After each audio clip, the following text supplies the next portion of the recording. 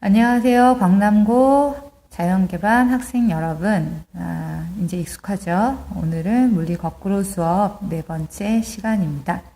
지난 시간에 우리 정보의 저장에 대해서 배웠잖아요. 정보를 저장하는 방법 세 가지가 있다. 첫 번째, 뭘 이용한다? 그렇죠. 자기적 성질을 이용한다.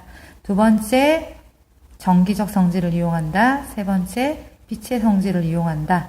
라고 했잖아요. 오늘 지난번에는 자기적 성질을 이용한 정보의 저장을 배웠는데 오늘은 정기적 성질을 이용한 정보의 저장과 빛의 성질을 이용한 정보의 저장에 대해서 배워보도록 하겠습니다. 우선 여러분들 정기적 성질을 이용한 정보의 저장을 배우려면요. 그 전에 배웠던 유전 분극 현상을 기억해야 되는데 자, 여기 부도체에 이렇게 마이너스로 된 대전체를 가까이 하면 이 부도체가 원래는 중성이었는데 이렇게 일시적으로 양쪽에 전기를 띠게 되죠. 이렇게 일시적으로 전기를 띠는 이런 현상, 이걸 우린 뭐라고 그런다? 유전 분극이라고 한다. 기억나죠?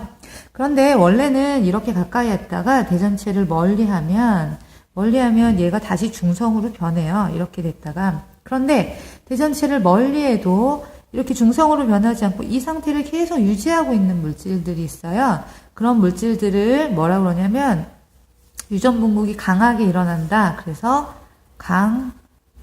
강유전체라고 합니다. 꼭 기억해 두세요. 이 강유전체를 이용해서 정보를 저장하는 겁니다.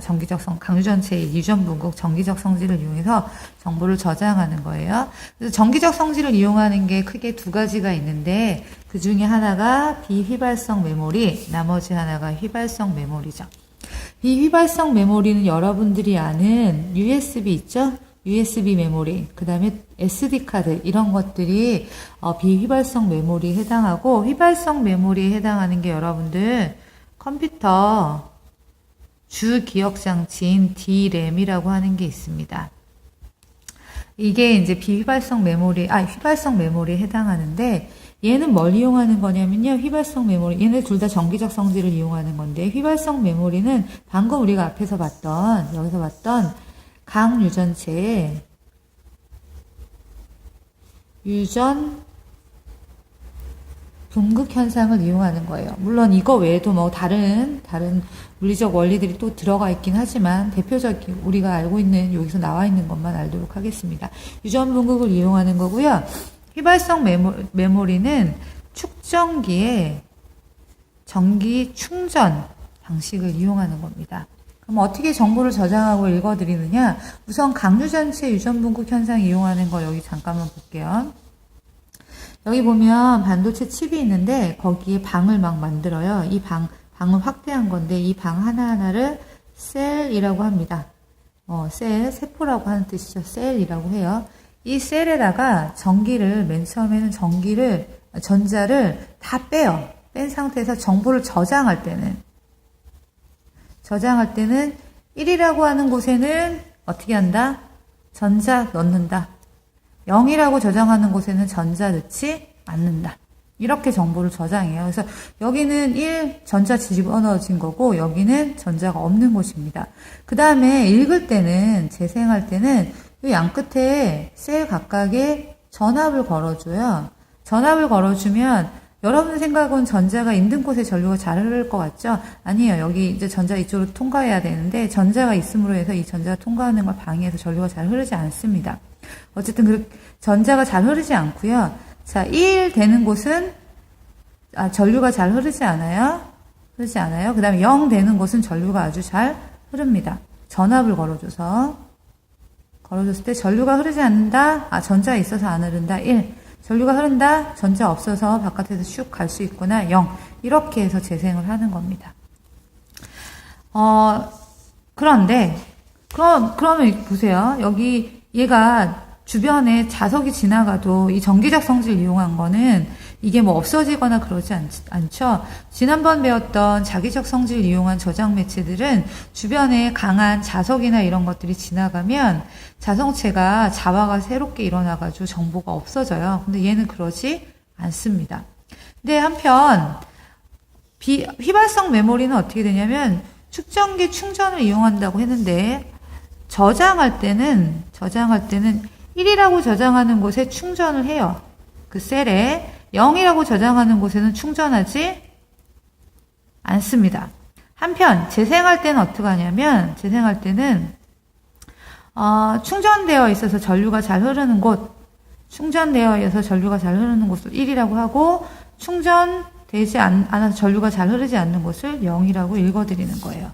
근데 얘는 만약에 전기 공급을 끊었다. 충전해서 충전하고 충전하지 않았는데 전기 공급을 방으로 끊었다. 그러면 측정기가 어떤 일이 벌어집니까? 방전이 일어나죠. 방전이 일어나서 충전해서 저장해놨던 정보가 사라져요. 그러니까 전류를 공급을 하지 않으면 방전이 일어나서 안에 저장했던 정보가 바로 사라집니다. 그래서 얘를 휘발성 메모리라고 해요. 여러분들 컴퓨터에서 여러 작업을 할 때 컴퓨터가 일시적으로 그 안에 작업했던 것들 다 저장해놔요. 임시 저장 장치 있잖아요. 어떤 저장해놓고 전원 공급 끊으면 없어지잖아요. 그게 이런 형식으로 정보를 저장하고 재생하기 때문에 전원을 끊으면 없어지는 겁니다. 전원이 있는 상태에서는 어떻게 해서는 찾을 수 있지만 전원을 다 끊으면 찾기가 힘들죠. 그 다음 마지막으로 빛의 성질을 이용한 정보의 저장에 대해서 한번 보도록 할 텐데요. 빛의 성질을 이용한 정보 저장의 대표적인 게 이제 CD입니다. 여러분들 요즘 CD는 별로 쓰지 않는 것 같긴 한데 그래도 CD 원리를 잠깐만 보도록 할게요. 자, CD를 보면 반짝반짝거리는 판 있죠. 요 위에가 라벨, 어떤 CD인지, 뭐, 클래식 CD인지 아니면 무슨 게임 CD인지, 어쨌든 그 위에 라벨이 있는 거고요. 반짝반짝거리는 판이 있잖아요. 밑에 반짝반짝거리는 판이 요쪽, 아래쪽, 지금 보이는 판입니다.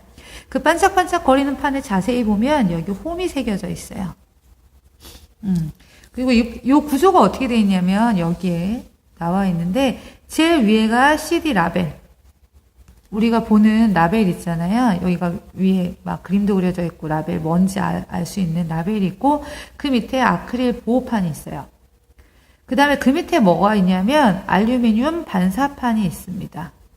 우리가 반짝반짝거려서 보이는 거 있죠. 보이면 막 은색으로 반짝반짝거리는 게 이 알루미늄 반사판이 있어서 반짝반짝거리는 거예요. 그 다음에 그 밑에 여기에 바로 뭐가 있냐면 플라스틱 판이 있는 거죠. 두껍게 이제 이거보다 훨씬 두껍게 플라스틱 판이 있는데 맨 처음에 CD의 정보를 저장할 때는 뭘 이용하냐면요. 레이저를 이용해요. 어떤 레이저를 이용하냐면 강한 레이저를 이용합니다. 그 강한 레이저가 여기에 이제 염료도 발라져 있는데 알루미늄 판이 있고 그 염료도 발라져 있는데 강한 레이저를 쏴서 그 염료를 태우는 거예요. 태우면 이렇게 홈이 새겨집니다. 홈이 새겨져서 정보를 저장하는 거죠. 디지털로. 뭐 새겨진 곳을 들어간 곳을 0이라고 한다면 나온 곳을 뭐 1, 뭐 이렇게 새겨져서 홈이 새겨져서 정보를 저장을 하는 겁니다. 그러다가 이제 읽어드릴 때는 어떻게 읽어드리느냐? 여기 보세요. 이번에 읽어드릴 때는 약한 레이저를 써요. 강한 레이저 쓰면 안 되겠죠. 읽어드릴 때 강한 레이저 쓰면 또 홈이 파져가지고 그정 자료가 사라지는 거잖아요. 그래서 약한 레이저를 씁니다. 약한 레이저를 쓰는데 이렇게 동시에 이렇게 비쳤는데 홈이 아주 작거든요. 이 홈에 어떤 레이저는 이렇게 이쪽 튀어나온 곳에 반사될 수도 있고 홈 들어간 곳에 반사될 수도 있죠. 이렇게 된 A, B처럼 온 얘는 파동이 이렇게 갔다가 여기서 우리 그 전에 배웠던 거 요걸 볼까요? 우리 파동이 마루가 만나면 어떻게 된다? 이렇게 진폭이 커진다. 마루랑 골이 만나면 어떻게 된다? 진폭이 작아진다. 이걸 무슨 현상이라고 배웠죠? 간섭 현상이라고 배웠죠? 여기서 한번 봅시다. 얘 먼저 볼게요. CD 먼저 볼게요. 여기 C와 D 경로. 얘가 이렇게 똑같은 빛이에요. 레이저 똑같은 빛이 이렇게 갑니다. 갔다가 이렇게 오고 얘도 이렇게 갔다가 이렇게 와요. 같은 거리를 갔다 같이 오죠. 그럼 여기 맨 마지막 C가 올 때 여기가 마루가 도착한다면 D도 뭐가 도착할 수밖에 없어요? 같은 거리를 갔다 왔으니까 마루가 도착할 수밖에 없습니다. 그러면 얘는 진폭이 커지죠? 진폭이 커졌다는 건 빛의 세기가 세졌다. 얘는 강한 빛이 감지가 되죠. 근데 여기 보면 얘는 이만큼 갔다 왔는데 얘는 여기까지 들어갔다 왔단 말이에요. 얼마만큼 더 간 거냐면 요 홈 깊이의 2배만큼 더 갔다 온 거예요. 이만큼 갔다 오는데 여기가 다르게 만든 겁니다. 얘가 만약에 골로 왔다고 한다면 얘는 뭐가 오게? 마루가 오게 이 홈 갔다 오는 길이를 조절하는 거죠. 그러면 이 하나는 마루, 하나는 뭐? 골이 왔으니까 얘네들이 만나면 어떻게 돼요? 진폭이 작아지죠. 빛의 세기가 줄어듭니다. 약해지는 거죠. 이렇게 해서 홈 파진 데랑 홈 안 파진 데가 갔다 왔는지, 홈과 홈을 갔다 왔는지, 또는 홈이 아닌 데와 아닌 데를 갔다 왔는지 감지할 수가 있어요. 빛의 세기를 해서, 빛의 세기를 강하게, 약하게 해서 정보를 읽어드릴 수가 있습니다. 그러면 하나 더 말할게요. 빛의 세기를 약하게 하려면 이만큼 갔다 오는데 하나가 마루면 하나는 골이 오게 해야 되니까 얼마만큼 차이가 오게 돼야 돼요? 반파장이 와야 되겠죠? 2분의 파이 정도의, 2분의 람다 차이가 나야 됩니다. 요만큼 갔다 오는데 2분의 람다니까 요만큼은 몇 람다? 4분의 람다 차이가 되게 만드는 거예요. 그래서 요만큼 빛의 세기가 약하게 되게 만드는 겁니다. 요거에 쏘이는 빛의 파장의 4분의 1 파장 되게 요 홈 깊이를 조절해서